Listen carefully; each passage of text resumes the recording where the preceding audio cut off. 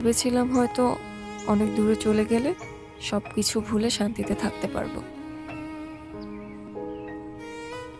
কিন্তু মা বাবা এখন অনেক টেনশন করছে। এটা ভেবে আমার বুকের ভেতর কেমন ধড়ফড় করতেছে।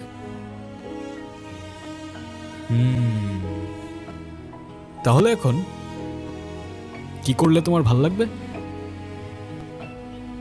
জানি না, মাকে দেখতে পারলে হয়তো ভালো লাগতো।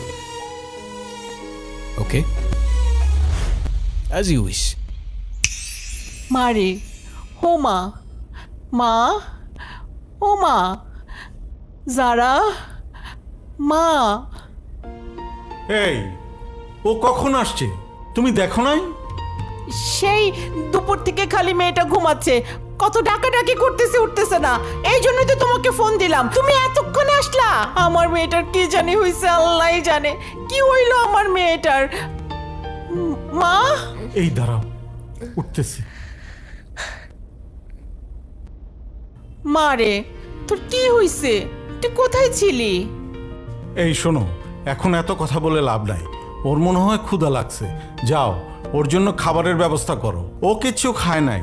ঠিক আছে, তুই ফ্রেশ হয়ে নে, আমি খাবার আনতেছি।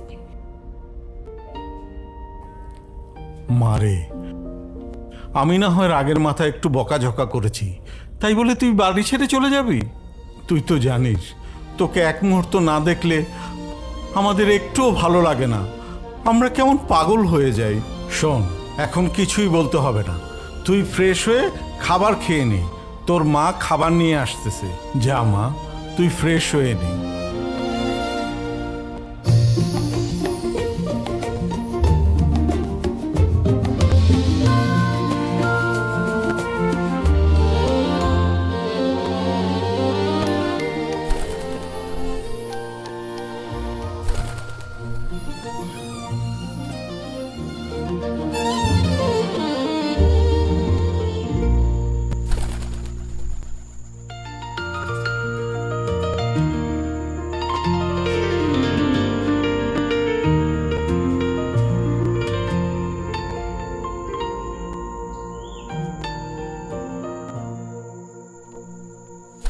চলে যাচ্ছ?